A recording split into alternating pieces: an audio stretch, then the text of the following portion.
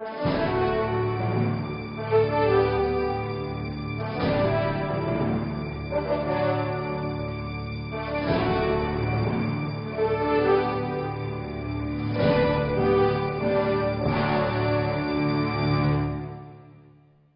tema do Parresia dessa semana são os teólogos da corte.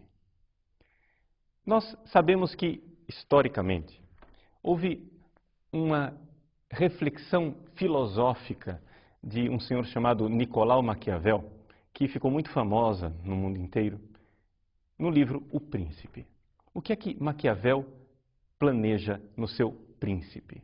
Ele pretende dar todo o aparato ideológico para que o príncipe chegue estrategicamente ao poder e ao poder total. Muito bem. Este príncipe foi analisado por um comunista no século XX, chama-se Antônio Gramsci. Antônio Gramsci analisou o livro de Maquiavel e viu que agora, no século XX, nós temos um novo príncipe. É o partido. O Partido Comunista, o Partido Socialista é o novo príncipe, é uma coletividade que deve agora governar.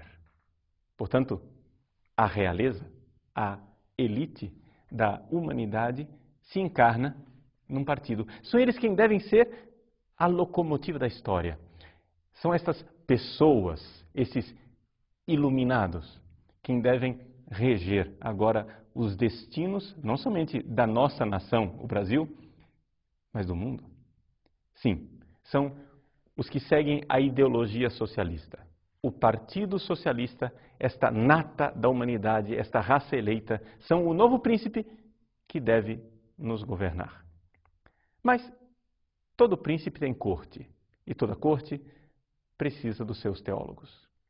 Para a infelicidade do nosso Brasil e para a vergonha da Igreja Católica que está no nosso país, muitos teólogos da nossa nação se dispõem a ser teólogo da corte. Eles são os teólogos da corte que agora estão justificando a forma de tomar o governo e o poder do Partido dos Trabalhadores. O Partido dos Trabalhadores adotou uma forma de governar revolucionária. Uma revolução que, porém, não é revolução armada. É revolução cultural. Se você quer saber mais a esse respeito, pode acessar a série de aulas que estão aí postadas no nosso site a respeito do marxismo cultural. Se você quer estudar e aprofundar todo esse tema da revolução cultural. Mas o recado que eu quero passar nesse Parresia, ele é mais objetivo e mais direto. É o seguinte: a Igreja do Brasil não está amordaçada. A Igreja Católica do Brasil, não é correto nós dizermos que a Igreja Católica do Brasil está amordaçada pelo PT. Eu sei que eu usei esta expressão algumas vezes, mas fazendo um exame de consciência, pensando bem, eu acho que é colocar culpa demais no PT. A Igreja Católica tem sua culpa também. Ou seja, nós, católicos, estamos nos dispondo a ser teólogos da corte. O que abriu os meus olhos foi uma notícia que surgiu na semana passada. No final do mês de janeiro, Gilberto Carvalho, importante homem do governo, seja do governo Lula, seja do governo Dilma, Gilberto Carvalho fez uma declaração de que agora a oposição não é mais problema. O problema agora são os cristãos. O problema é a igreja. E então, diz Gilberto Carvalho, a igreja a qual ele se refere são os evangélicos. Por quê? Porque a Igreja Católica já está domesticada. Isso me fez cair a ficha. Isso me fez compreender que estes homens que estão no poder já não olham mais a Igreja Católica como uma instância profética que irá questioná-los. Então, fazendo um exame de consciência, eu me perguntei, será que nós, católicos, estamos realmente amordaçados? Não. Amordaçar, dizer que nós estamos amordaçados, é dizer que o PT usou de violência contra nós. Mas não foi bem assim. Gilberto Carvalho, que sabe muito bem como funciona a Igreja Católica, não usou de violência com a Igreja Católica. Gilberto Carvalho foi seminarista palotino. Ele militou nos movimentos sociais dentro da Igreja Católica. Ele sabe perfeitamente o caminho das pedras.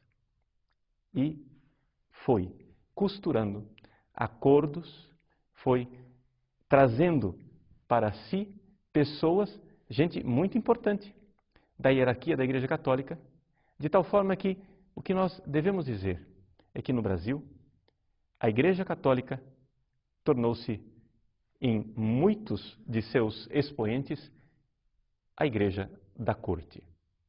A Corte do Príncipe. O príncipe, que é o Partido dos Trabalhadores, agora tem os seus capelães de corte, que fazem vênia, que fazem todo tipo de serviço nesta batalha cultural para manter o príncipe no poder.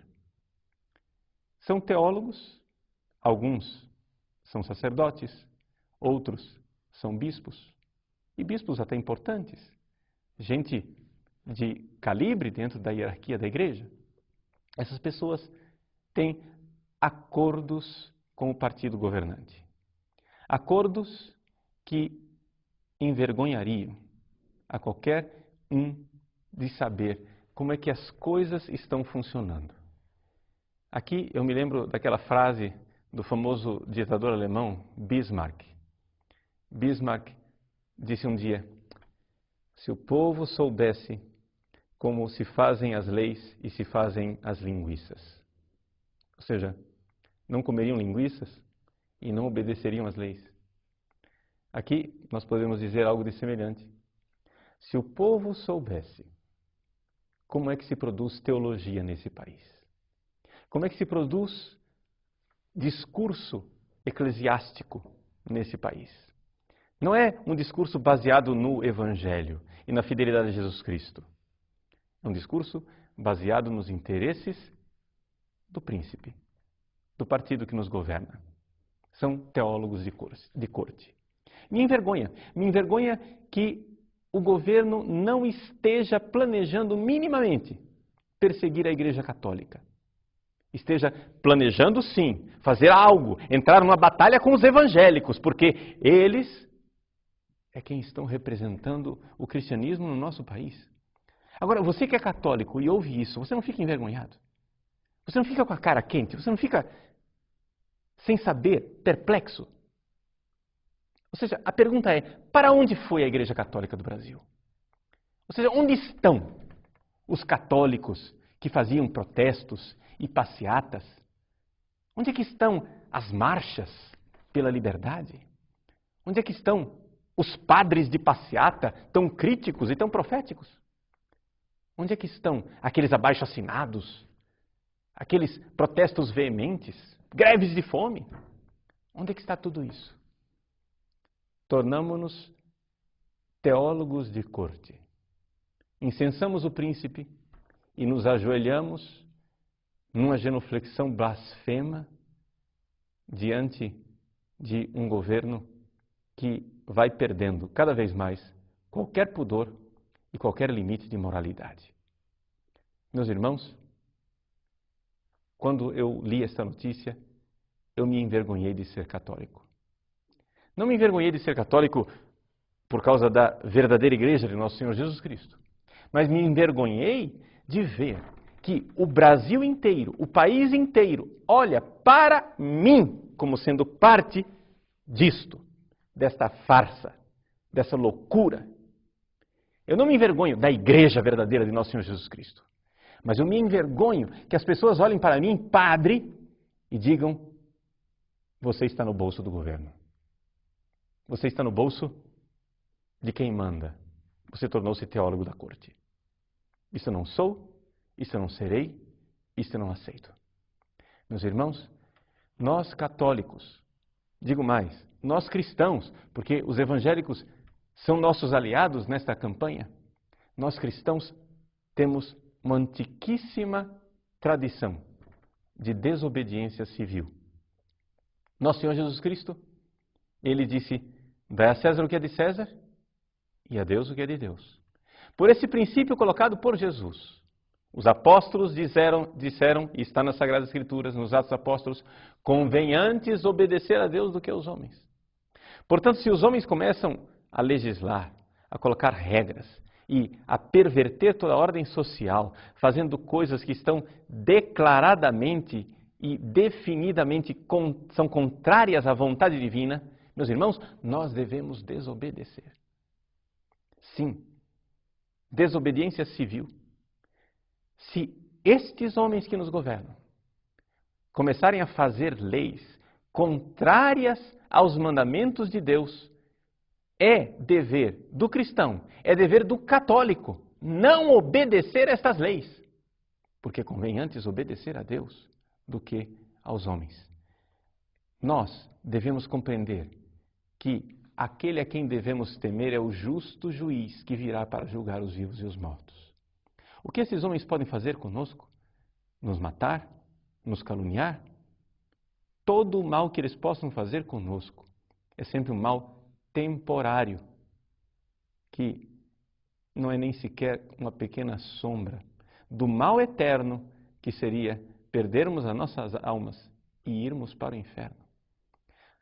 Eu, como padre, eu, como sacerdote, não posso estar de lado de um governo que não tem ética cristã, que não tem o pudor de promover todo tipo de moralidade que visa destruir a família, a moral cristã e a herança patrimonial cristã sobre a qual foi construída essa nação. Durante a década de 30 e de 40, nós vimos o espetáculo horroroso na Itália de padres, bispos, se transformarem em teólogos de corte. Mussolini, com seus camicie nere, tinha também padres e bispos que faziam juramentos fascistas, que faziam todo tipo de ritual fascista diante do altar da pátria, na Praça Veneza, em Roma. Há vídeos na internet a esse respeito. Hoje, passados 60 anos desses acontecimentos, 60, 70, mais do que isso, desses acontecimentos, nós olhamos para aqueles clérigos que se associaram a um governo tirânico, anticristão e fascista com vergonha e com desprezo. Pois bem, se estes homens que hoje, aqui no Brasil, se fazem de teólogos de corte, não temem o juízo de Deus, já que boa parte deles não acreditam em inferno mesmo, não é verdade? Então, se o inferno não existe, por que é que eu vou mudar de opinião? Se eles não acreditam no juízo de Deus, então pelo menos creiam naquilo que eles professam. Querem agradar o povo? Então temam o juízo da história. A história irá julgá-los com severidade. A história irá julgá-los e condená-los.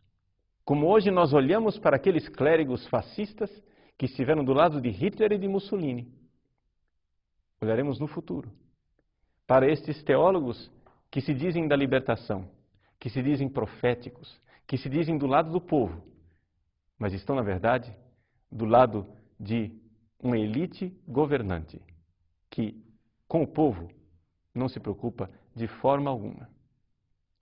Do povo, o que eles querem é simplesmente os votos. E por isso, compram a população com bolsas famílias e companhia limitada. Meus irmãos, o partido que nos governa já deixou há muito tempo de ter pudor. Eles agora defendem claramente e dizem tudo aquilo a que vieram. Vieram legalizar o aborto, vieram legalizar o casamento gay e todos os direitos homossexuais, vieram destruir a família, agilizar o divórcio, fazer com que seja mais rápido ainda, vieram para perverter os nossos filhos. Enquanto fazem escarcéu dizendo que os padres celibatários são pedófilos, esse povo que nos governa, esta gente que nos governa, agora faz leis dizendo que menores de idade podem receber visitas íntimas na prisão. Olha que beleza! Pedofilia é crime, a não ser que você esteja na cadeia, e aí você vai ter pedofilia patrocinada pelo Estado. Meus irmãos, nós já estamos muito além do limite. Já passamos do limite há muito tempo. Onde estão as vozes proféticas da Igreja Católica do Brasil? Onde está a Igreja de Nosso Senhor Jesus Cristo dessa nação? Eu me envergonho deste silêncio vil. Eu me envergonho desta covardia. Eu me envergonho destes teólogos de corte.